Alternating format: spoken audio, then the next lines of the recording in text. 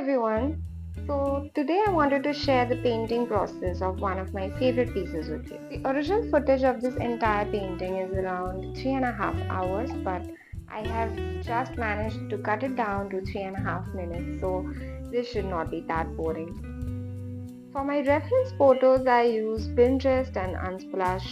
Usually, I collect references that I like and create my final sketch from them. This gives me more creative freedom and, in a way, ensures that I'm not ripping off someone else's design because that is not a nice thing to do. I have created this painting on an A4 size 300 GSM watercolor paper. This is by far the biggest piece I have attempted. I usually work on smaller size projects, but I wanted to challenge myself with something I haven't done before. My inspiration comes from botanical watercolor artists like Christine Rapohina, whose work I have been following for quite a while. I have learned a lot by observing how she works on her paintings and color studies. It is just so inspiring. Now, one skill that I believe is key in watercolors is patience, and I did not develop mine overnight. Keeping watercolor pieces nice and transparent is a skill that I'm still working on. If, like me, you have started out with gouache and acrylic, then you will always find that you are pulled towards coloring everything opaque. And that's okay. I've been there and I still go there sometimes. It comes with practice.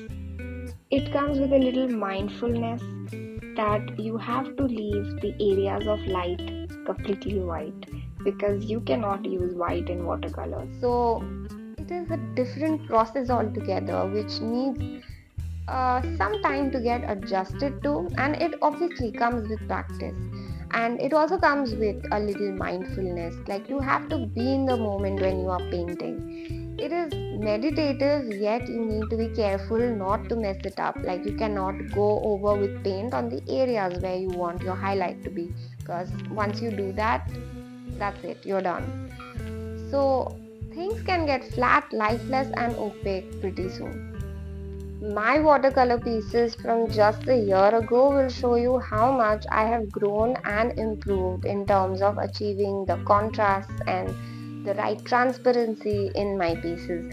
I am not kidding. If you just go to my really old short videos that I've posted on YouTube, you will see how amateurish those were and how incorrect skills and techniques I had.